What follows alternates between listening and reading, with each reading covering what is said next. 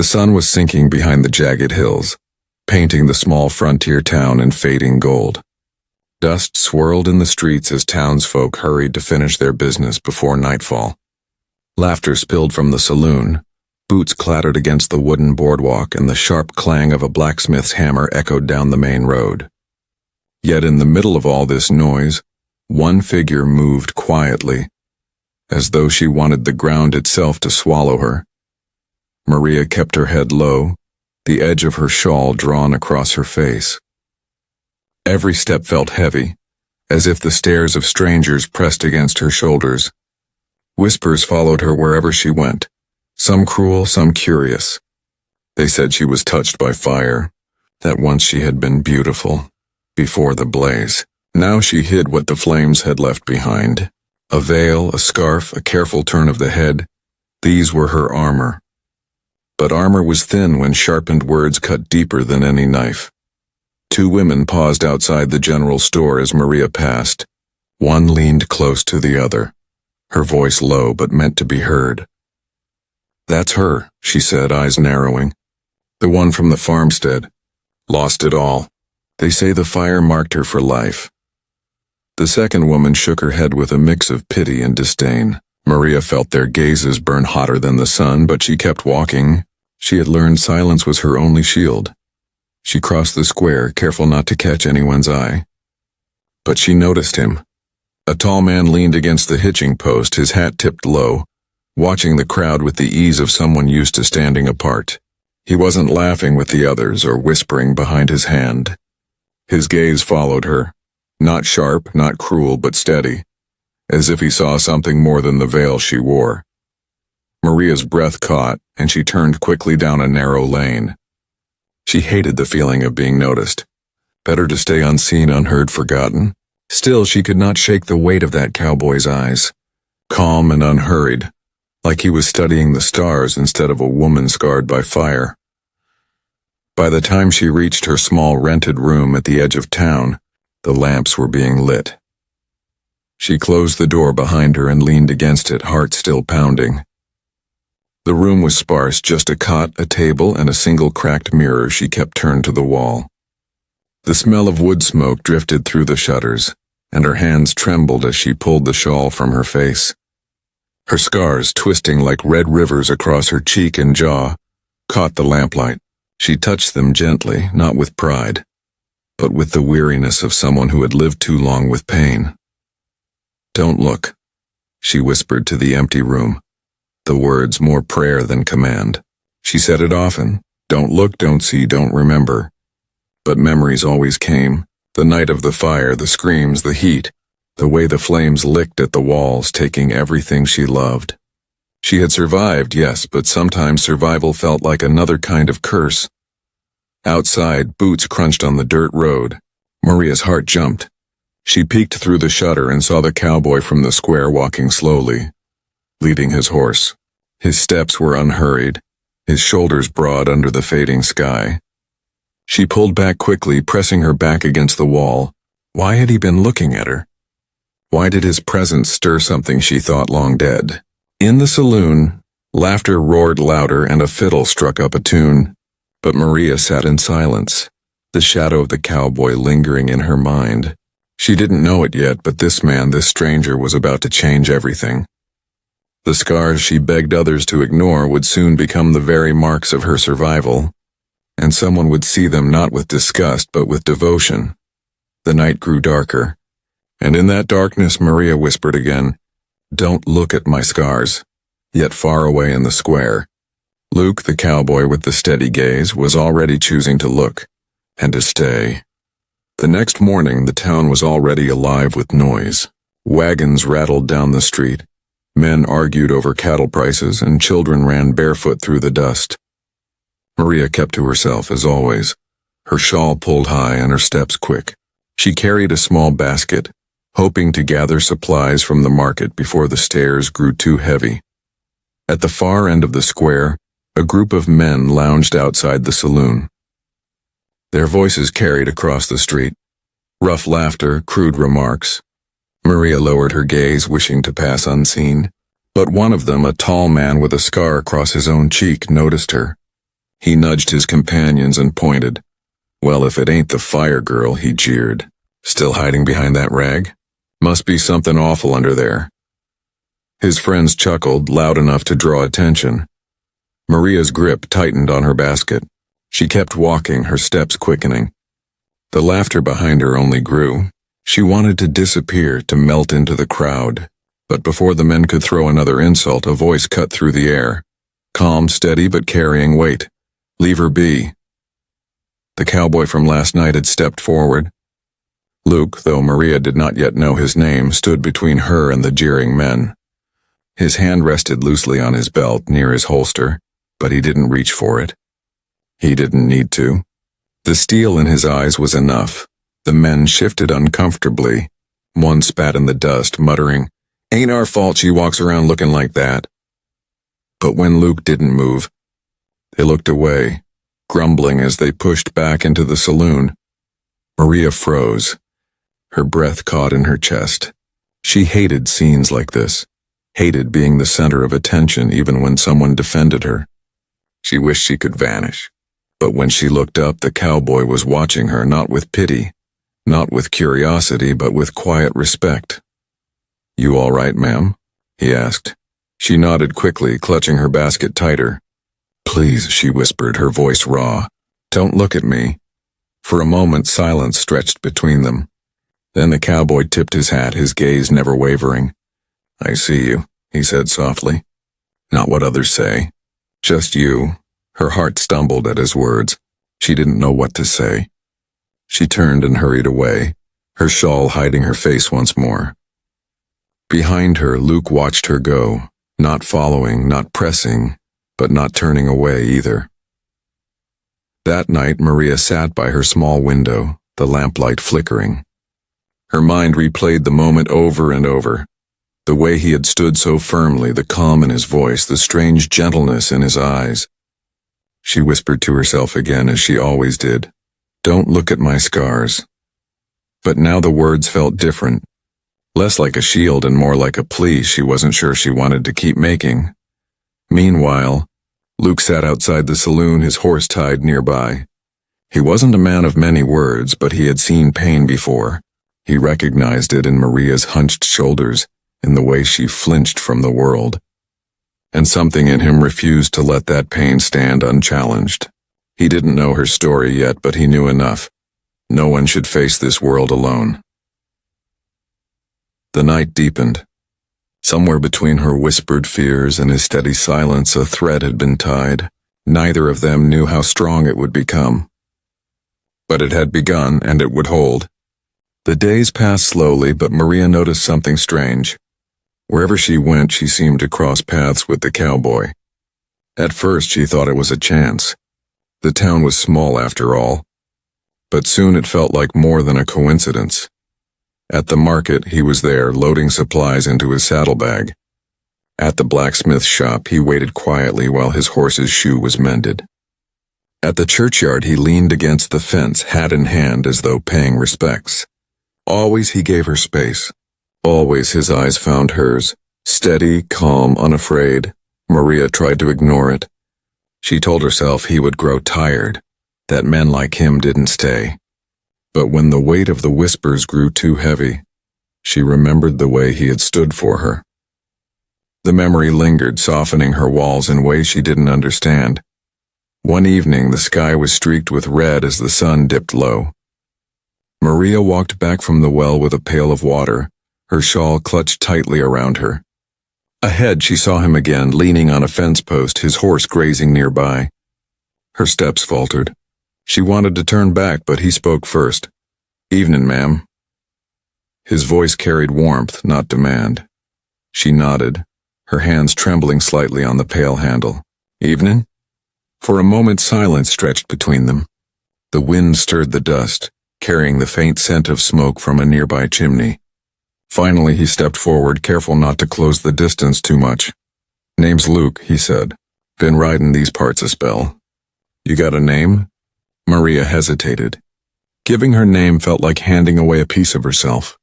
But his gaze held no pressure, only patience. "Maria," she whispered at last. Luke tipped his hat. Pleasure to meet you, Maria. She shifted uneasily, glancing at the pail. I should go. Before she could move, Luke spoke again, gentle but firm. You don't have to be afraid of me. Her heart stuttered. She wanted to laugh bitterly, to tell him fear wasn't her choice. But instead she said the words that lived on her tongue every day. Don't look at me, please, don't look at my scars. Luke's eyes softened and he shook his head slowly. Scars don't change who you are. They only tell a story. Maria swallowed hard, her throat tight. She didn't answer. She turned quickly and walked away, the water in the pail sloshing with each hurried step. Behind her, Luke didn't follow, but his words followed her, echoing in her mind long into the night. That evening, Maria sat alone in her room. She lit a single candle, its flame flickering in the dark. She pulled the mirror from where it faced the wall and set it on the table. For a long time she stared at her reflection, the twisted lines across her cheek, the shadows beneath her eyes. She touched the scars gently, as if they might vanish under her hand. Luke's words whispered back to her. They only tell a story. She clenched her fists, torn between anger and something softer she couldn't name. She didn't want to believe him. But for the first time in years, a part of her wondered, what if he was right? Outside, the town settled into silence, the night sky wide and endless. Somewhere down the road, Luke tended his horse, his thoughts drifting to the woman who carried sorrow like a cloak. He didn't know her story yet, but he knew she was more than the whispers, and he was willing to wait until she saw it too. The next few days brought a strange change. Maria found herself expecting to see Luke, though she would never admit it. When she walked to the market, her eyes searched the crowd before she realized what she was doing. When she returned from the well, she slowed her steps, half hoping to hear his voice again. One evening, as the wind carried the smell of rain, she heard a knock at her door. Her heart froze. She rarely had visitors. Slowly she opened it, and there he was. Luke stood in the fading light, hat in hand, his expression steady but kind. Evening, Maria, he said softly. I didn't mean to trouble you. Thought maybe you'd share supper. Brought something from the cookhouse. He lifted a small tin plate covered with cloth. The simple gesture startled her.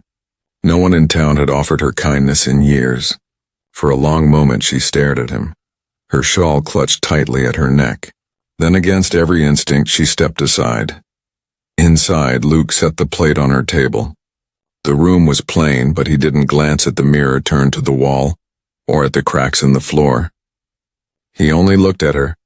Figured it's better than sittin' alone, he said. Maria's hands trembled as she pulled back the cloth. A small loaf of bread, a slice of meat, and some beans filled the plate. Her throat tightened. She had eaten little more than broth for days. Why? She whispered. Luke shrugged, pulling out a chair.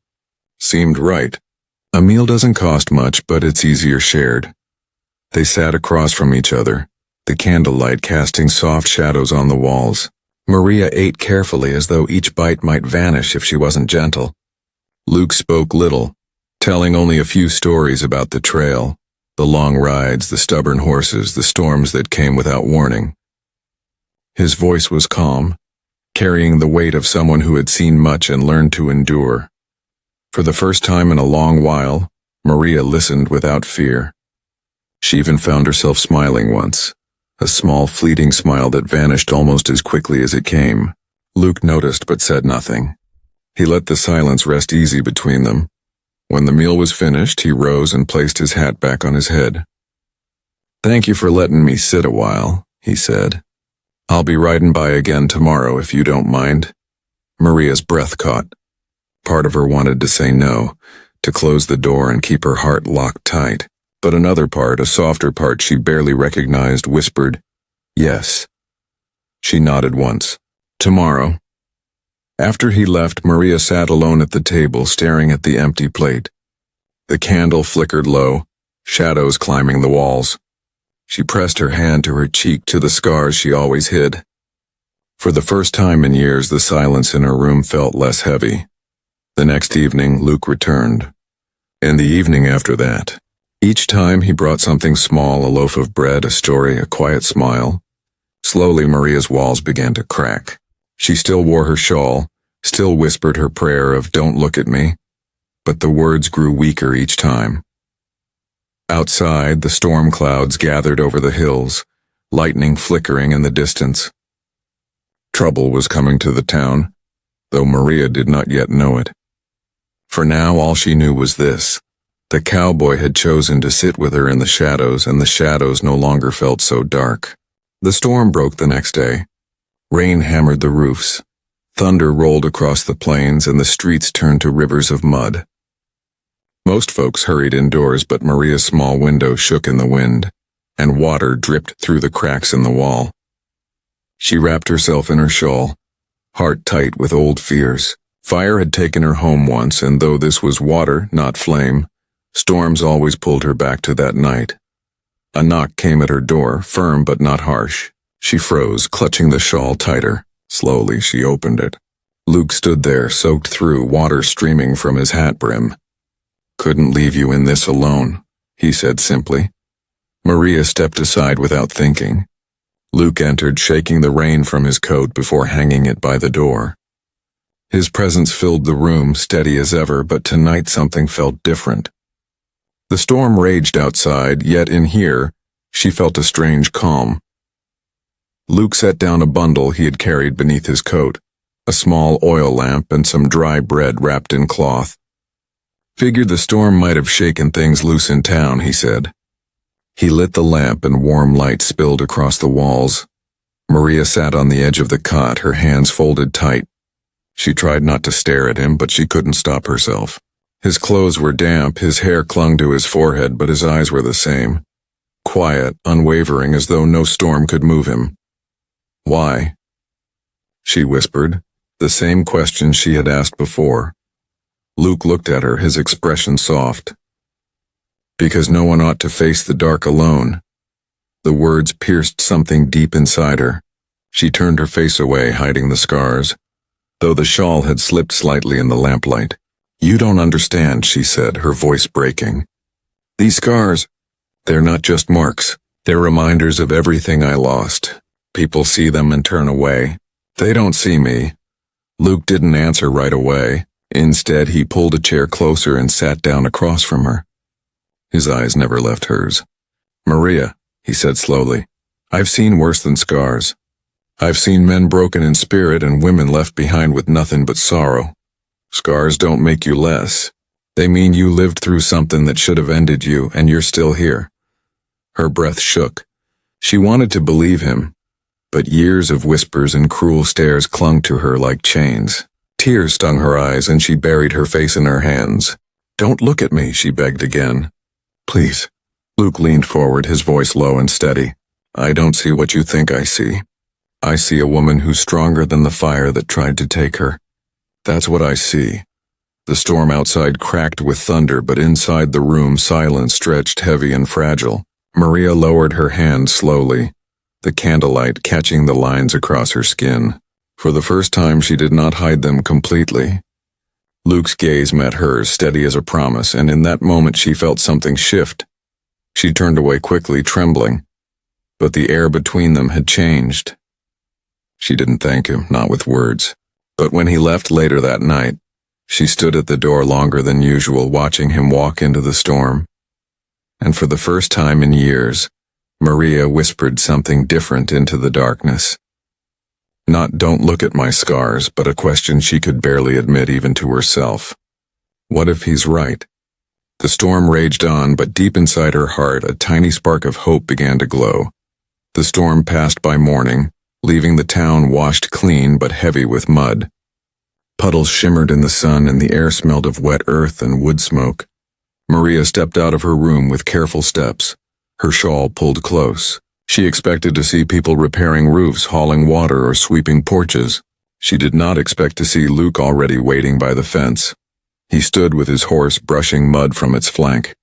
When he saw her, he lifted his hat in greeting. "Mornin', Maria." She hesitated, her first instinct to turn back inside, but something softer urged her forward. "Mornin'," she said quietly. Luke smiled, a small curve of his lips that reached his eyes. "Storm didn't break your roof." No, she said. Just leaks. I managed, he nodded. Good. Strong walls can weather worse. He looked at her then, steady, as if his words carried more than one meaning. Maria felt heat rise in her cheeks beneath the shawl. For a long moment they stood in silence. The town stirred around them, wagons rolling, boots splashing through puddles. But it felt as though time slowed. Finally, Luke tied his horse and walked toward her door. Mind if I join you for coffee? Got some grounds in my saddlebag, best I've tasted in weeks. Maria's first thought was to refuse. She had lived behind closed doors so long. Letting anyone in felt dangerous. But his calm patience gave her no sense of threat, only an invitation. Slowly she nodded. All right. Inside, Luke set the kettle on her small stove. The scent of coffee soon filled the room, rich and comforting. Maria sat at the table, hands folded, watching him move with quiet ease. He didn't ask questions she wasn't ready to answer. He didn't press against her silence. He simply shared the moment, pouring coffee into 2 tin cups and setting one before her. She wrapped her hands around the cup, letting the warmth seep into her fingers. For a while they drank in silence. Then Luke spoke, his voice low. I've carried scars too, Maria. Not on the skin maybe, but here. He touched his chest lightly. Lost people. Lost places. Nights I thought I wouldn't see the sun again. But scars don't mean the end. They mean you walked through fire and you're still walking. Maria looked down into her cup, her throat tight. His words touched something deep inside her. Slowly she raised her eyes. But when people see mine, all they see is what's broken. Luke's gaze held hers, steady and sure. Then they're fools. What's broken can still be whole, sometimes stronger than before. The room grew quiet. The only sound was the faint hiss of the stove and the soft drip of water from the roof outside. Maria wanted to turn away to pull her shawl higher, but instead she let it slip slightly, revealing more of her face than she ever had in his presence. Luke didn't flinch. His eyes didn't widen. He didn't look away. He simply met her gaze with the same calm as before, as though nothing had changed. Tears welled in her eyes, unexpected and hot. She turned quickly, ashamed of her weakness, but Luke's voice followed, gentle. You don't need to hide from me. Her hands shook, gripping the cup tighter. The walls she had built for so long were beginning to crack, and though it frightened her, it also filled her with something new. Something she had not felt in years. Hope. The days that followed brought a calm that Maria had almost forgotten could exist. Each evening Luke stopped by with a story, a loaf of bread, or simply his quiet company. She found herself waiting for his knock, listening for the sound of his boots in the dirt road. Slowly, carefully, she began to let him see more of her face. And still he never turned away. But peace in a frontier town never lasted long. Trouble had a way of finding the weak, or those thought to be weak. One afternoon, as Maria walked back from the market, she felt the hairs on her neck rise. She glanced behind her and saw 2 men leaning against the wall of the saloon, watching her. They weren't strangers. She recognized them, though she wished she didn't. They were from her past, drifters who had once worked near her family's farm. They had been there the night of the fire, and she remembered their laughter when the flames lit the sky. Look what the fire dragged in. One of them sneered. His teeth showed in a cruel grin. Didn't think you'd still be limping around after all that. Maria's steps quickened, her shawl pulled tight. She tried to walk past, but the second man stepped into her path. What's the matter? Don't want folks to see what's left of you? He reached for the edge of her shawl. Before he could touch it, another voice cut in. Low, sharp, steady. Step back. Luke stood only a few feet away, his hand resting near his holster. He hadn't drawn his gun, but the threat in his stance was clear. His eyes locked on the men, cold and unshaken. The drifters shifted uneasily. They weren't cowards, but they knew when a man meant his words. One spat in the dirt. Ain't worth the trouble, he muttered. They backed away, though their glares promised they weren't finished. Maria's breath trembled as Luke stepped closer. You all right? He asked, She nodded weakly, though her heart raced. They knew me. From before. Luke's jaw tightened. Then they'll know better than to trouble you again. But Maria wasn't so sure.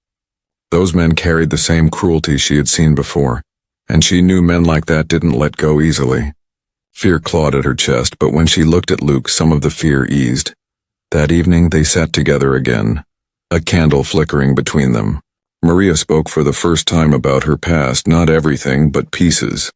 The fire, the screams, the night her family was taken from her. Her voice shook, but she forced the words out. Luke didn't interrupt.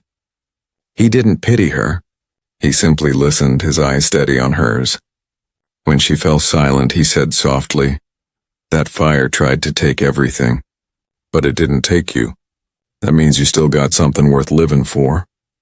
Tears slipped down her cheeks, but she didn't hide them. Not tonight. For the first time, Maria felt like someone had heard her story and hadn't turned away. Outside, boots crunched in the mud as the drifters lingered near the saloon. Trouble was brewing, growing like thunder on the horizon. Maria didn't know how close it was yet. But she knew this. When the storm came, Luke would not leave her side. The next days carried an uneasy stillness. Maria could feel it in the air like the heaviness before a storm. The drifters lingered in town, their shadows never far. She caught sight of them at the saloon, leaning against posts, whispering when she passed. She avoided their eyes, but she knew they were waiting, watching. Luke saw it too. Each time he walked her home, his hand stayed close to his holster. He didn't speak much about it, but his silence told her enough. He was preparing. One evening, the sun burned low and red, throwing long shadows across the square. Maria hurried with her basket of bread and dried beans. She felt the streets thinning, folks slipping inside as night crept closer. Then she heard the footsteps behind her. Slow, heavy, too close. She turned the corner and found the two men blocking her path. Well, one drawled, his eyes glinting. "Thought you could hide behind that cowboy forever? He ain't here now." Maria's grip on the basket tightened. "Leave me alone," she whispered. The taller man stepped closer, smirking. "You think you belong here? Folks whisper about you. Damaged, cursed, fire-marked. Better if you'd burned with the rest." Her chest tightened, breath caught like a stone in her throat. She wanted to run, but her legs would not move. The second man reached for her shawl again, fingers curling in the fabric. "Let's see what you're hiding." Before he could tear it away, a voice cut sharp as steel. "That's enough." Luke strode into the alley, his boots striking the dirt with purpose.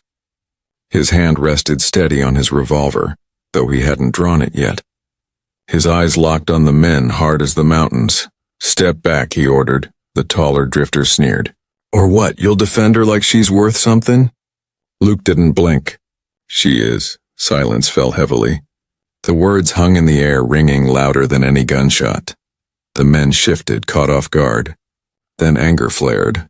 "She's ruined," one spat. "You don't know what she is." Luke stepped forward, his voice steady. "I know enough. I know she's more than scars. And I'll stand against any man who says otherwise." Maria's heart thundered. She couldn't move, couldn't speak. But in Luke's stance, in his voice, she felt something she had never known before. Safety. The men laughed harshly, but it was thinner now, laced with unease. "You'll regret this, cowboy," one growled. "Maybe," Luke said, his hand brushing the handle of his gun. "But I won't regret standing for her." The drifters hesitated. They measured the steel in his eyes, the calm in his posture, and decided this wasn't their moment. With curses under their breath, they backed away into the shadows, promising with their glares that it wasn't finished. When they were gone, Maria's knees buckled. The basket fell, bread scattering into the dirt. Luke caught her arm, steadying her. "You're safe," he murmured. Tears blurred her vision. Why do you keep doing this?" Luke looked at her, his eyes soft now. "Because I choose to. Because you're worth it." The words broke something inside her. For years she had begged people not to look, certain no one could see past the scars. But here was a man who saw them and stayed anyway. and for the first time Maria let the shawl fall from her face. Luke didn't flinch. He didn't turn away. Instead, his eyes filled with something deeper, respect and a quiet kind of love. The next day, the town buzzed with unease. Word of the alleyway encounter had spread. Some folks whispered that Luke was a fool for standing with Maria. Others shook their heads, saying she had cursed his name by dragging him into her shame. Everywhere Maria walked, she felt the weight of eyes heavy and judging. By evening, the tension snapped. The drifters returned, this time not lurking but bold, striding into the town square while folks gathered near the saloon. The air was thick, as if the whole town was holding its breath. Maria tried to slip past unseen, her shawl drawn close, but the men spotted her. Their voices carried across the crowd. "There she is," one shouted. The scarred woman hiding behind a cowboy. "Tell us, Maria, what man would want you now?" Laughter broke from a few onlookers. Others looked away, too afraid to speak. Maria's chest tightened. Shame flooded her. She wanted to vanish, to sink into the dirt. But Luke stepped forward. His boot struck the ground firmly, his shoulders squared. The crowd hushed. He stopped between Maria and the men, his hand resting lightly on his holster, but his voice calm, clear. "You've said enough," he told them. The drifters sneered. "We're just speaking truth. She's ruined, burned, not worth the trouble." Luke's jaw tightened, but his voice didn't waver. "She's worth more than any of you'll ever be. Every scar she carries tells a story of survival, and I'll honor every one of them." The men laughed, cruel and sharp. "Honor scars? You're crazier than she is." Luke stepped closer, his gaze like iron. "Call me what you want, but I chose her.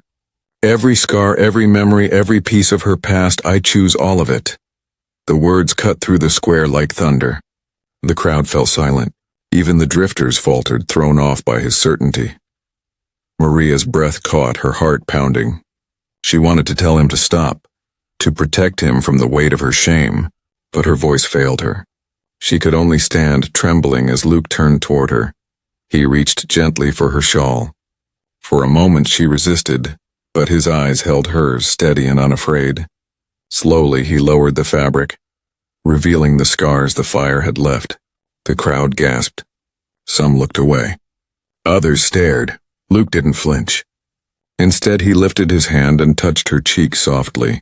Then, before all who watched, he bent and pressed a kiss to the scar. Then another, and another. Each kiss steady, deliberate, a vow spoken without words. Whispers rippled through the crowd. No one laughed now. Some faces softened, others turned thoughtful, ashamed of their cruelty. The drifters cursed under their breath, but their jeers carried no weight against the quiet strength of what everyone had just seen.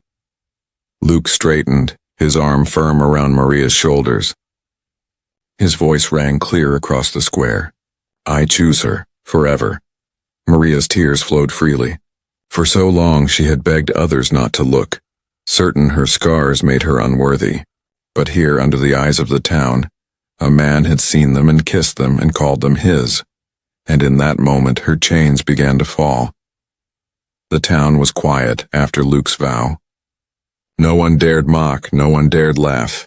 The drifters, red-faced and muttering, slipped away under the weight of silence. For the first time, Maria did not feel like the outcast in the square. She felt seen. Truly seen. Luke kept his arm around her, steady and sure. His warmth anchored her trembling heart.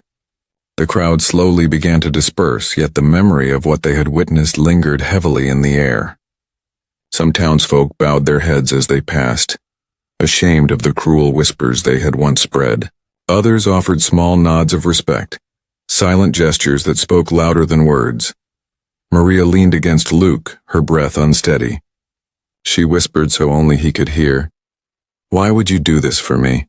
I told you not to look at my scars." Luke's hand tightened gently around hers. His voice was low but firm. "Because your scars don't hide who you are. They tell me you survived. They tell me you're stronger than anyone I've met. And I'll never turn away from that." The words sank into her heart like sunlight after a long storm. For years she had carried her scars as chains, proof of her loss and shame. But with Luke's vow, those chains cracked. Maybe they were not marks of ruin. Maybe they were marks of survival. In the days that followed, the town's view began to shift. The boldness of Luke's devotion had left its mark. Whispers softened into silence, and silence grew into quiet respect. Maria no longer hid her face behind a shawl. She walked openly with Luke at her side, and though stares still lingered, they no longer cut her as deeply. One evening, as the sun set behind the ridge and painted the sky in gold and crimson, Luke led Maria to a quiet meadow beyond the town. The tall grass swayed in the breeze, and the horizon seemed endless. There, beneath the wide sky, he took her hand. "You don't have to answer now," he said, his voice steady. "But I need you to know. I choose you, Maria. Not for a moment, not for a season, for forever. Whatever comes, we'll face it together." Maria's eyes filled with tears, but they were not tears of shame. They were tears of release, of hope. She pressed her forehead against his chest, feeling the steady beat of his heart. "Then forever it is," she whispered. Luke held her close, and for the first time Maria did not shrink from touch. She let herself be held. She let herself believe. Her scars had once felt like the end of her story. Now, with Luke's love, they became the beginning of something new. Symbols not of ruin, but of strength. Proof that even out of fire and ash, a heart could still rise and choose love. And as the night settled over the land, Maria no longer felt alone. For she had found a man who had kissed every scar, not with pity, but with devotion, and together, hand in hand, they stepped into forever. If this story touched your heart, don't forget to like this video and subscribe to Shadow Frontier Tales for more Wild West love and redemption stories. Share it with someone who believes in second chances. And join us next time for another tale from the frontier.